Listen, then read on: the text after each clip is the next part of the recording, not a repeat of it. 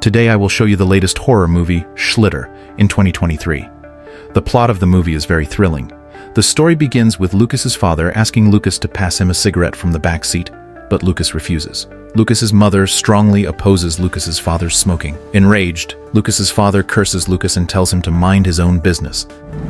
Non, je te les donnerai pas.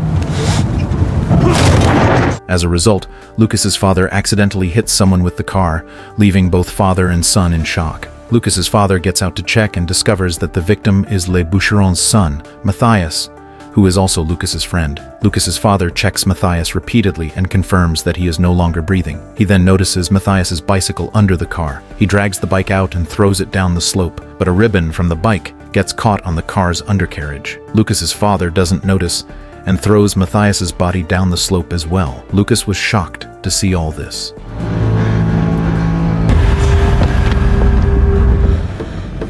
After getting in the car, Lucas's father glared at Lucas as if blaming him for causing the accident. Then Père drove away. Soon they pass by LaBaron's house. LaBaron stops Père and asks if he has seen Mathias. Père acts nonchalant. Il n'a pas dû voir l'heure, il va pas tarder.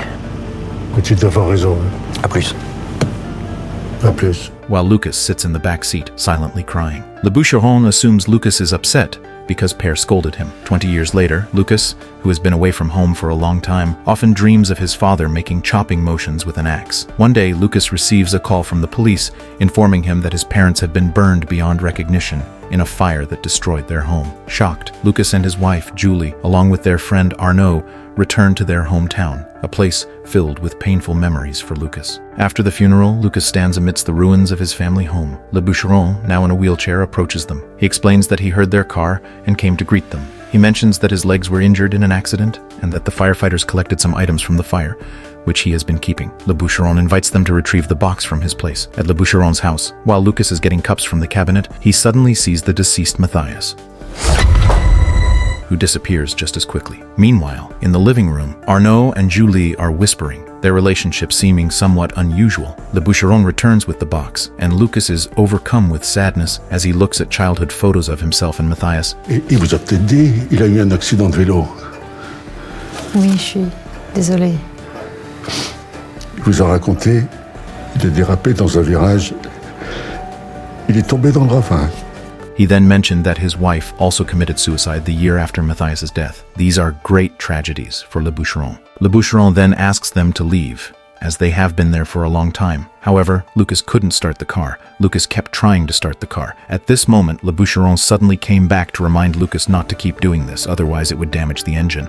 LaBaron checks the car but finds no issues. He was not a professional, so he went back to the house and called his friend at the repair shop to ask what to do. Arnaud felt that he could handle it, and then he began to carefully check the condition of the car. LaBaron told Lucas that his friend couldn't come because of something, and that the earliest he could arrive would be tomorrow morning. Lucas was helpless at this time, and Arnaud also found that the cooling pipe of the car was broken. He asks LaBaron if he has a spare part. LaBaron said he had it in the warehouse, and then he asked Arnaud to go with him to get it. Arnaud told LaBaron about his doubts because he thought the hose was cut by someone because the cut was very neat. Then LaBaron asked Arnaud to come to him. Lucas waited in the house for a long time, but neither Arnaud nor LaBaron returned. He went to the window and saw someone who looked like Arnaud driving away. Lucas found this strange and tried to call Arnaud, but he couldn't get through. Lucas and Julie arrive at the warehouse, but it is empty. Just as Lucas was puzzled, LaBaron appeared. He claimed he hadn't found the hose and that Arnaud had gone to look for one nearby. Lucas couldn't understand why Arnaud hadn't told him. At that moment, Lucas noticed the hose on the ground. Il n'en avait pas besoin? C'est exactement ce que je lui ai dit. Mais il m'a répondu qu'il avait le modèle en tête. Lucas and Julie had no choice but to stay at LaBaron's house, and Lucas kept trying to reach Arnaud, but his calls went to voicemail. LaBaron told them to stay calm and not to worry. Then, Lucas received a text from Arnaud saying he hadn't found a suitable hose nearby and had gone farther to search. Upon learning this, LaBaron said that Arnaud wouldn't be back anytime soon and suggested they stay the night. During dinner, LaBaron asked Lucas why he had stayed away for so many years and if it was because of Mathias's death. At this time, Lucas saw Mathias sitting next to LaBaron and didn't know how to answer. In the middle of the night, Lucas can't sleep and goes outdoors for a walk. When he returned, he found Arnaud's phone on the cabinet in the living room. Thinking Arnaud had returned, he went to the tool room and discovered an entrance to an underground chamber. As he was about to open it, he heard noises inside and hid to observe. He saw Le Bûcheron emerge from the chamber, which shocked Lucas. Le Bûcheron had claimed he couldn't walk, so how had he gotten inside? Le Bûcheron then left in his wheelchair. Curious, Lucas entered the chamber, unaware that Le Bûcheron was watching him. It seemed as though everything was part of Le Bûcheron's plan.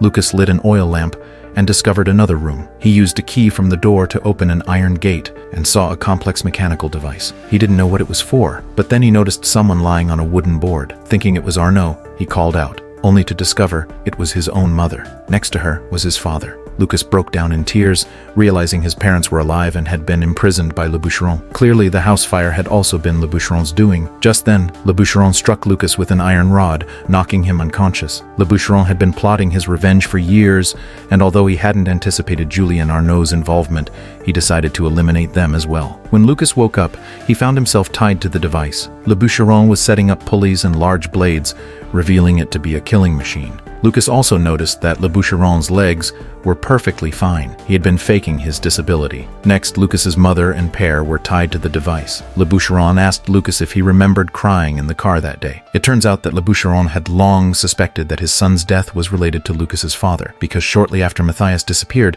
Le Bûcheron accidentally saw the ribbon on the chassis of the car while working. Ever since, Le Bûcheron had been biding his time for revenge. He had spent 20 years plotting and had invented the mechanical killing device. Lucas's father's life is in the hands of Lucas's mother, and Lucas's mother's life is in the hands of Lucas. Once Lucas runs out of strength, the blade will fall, first cutting Lucas's mother in half, and then his father will also be cut in half. Just as Le Bûcheron was about to chop off Lucas's arm, Julie arrived. Lucas shouted for her to run, but Le Bûcheron chased her with an iron hook. Julie ran to a room and called the police, but Le Bûcheron broke in and nearly caught her. Julie jumped out of the window to escape, but she lost her balance and fell from the building, almost fainting.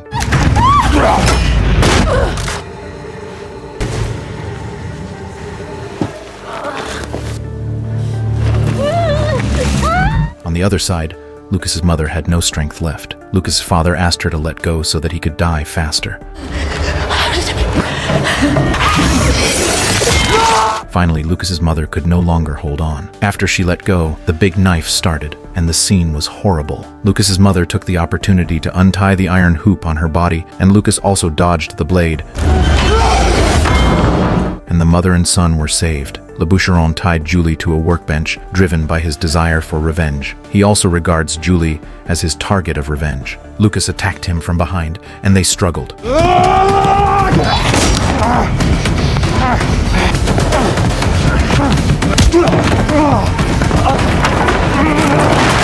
Lucas took the opportunity to untie Julie's rope, but just when he was halfway through, Le Bûcheron pounced on him again and turned on the electric saw. Julie's shoulder was cut by the saw blade while struggling.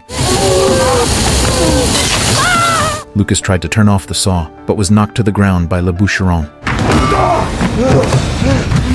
Le Bûcheron stepped on Lucas's face. Le Bûcheron fell to the ground and did not move.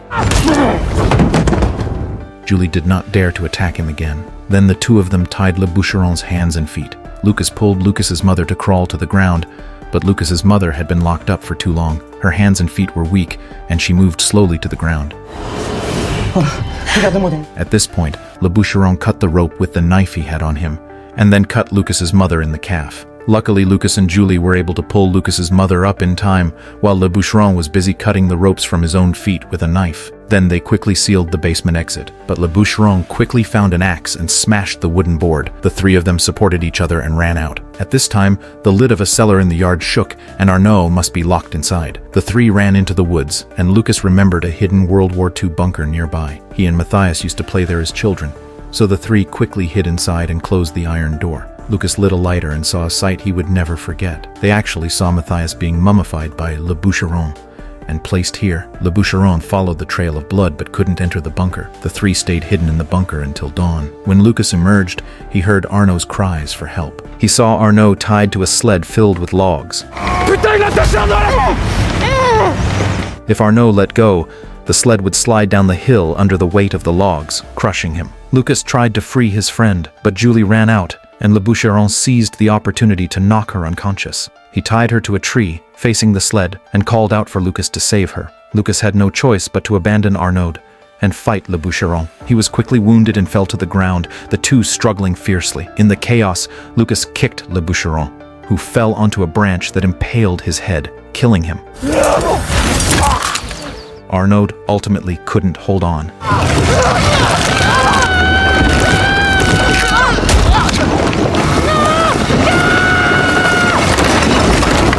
Lucas was fatally wounded by a piece of metal from the car and died in front of Julie. He and Mathias meet in the underworld, and the film ends there. This horror movie explores the dark side of human nature, culminating in a bloody tragedy that claims 5 lives over a 20-year revenge plot. In the end, Lucas's mother and Julie survived.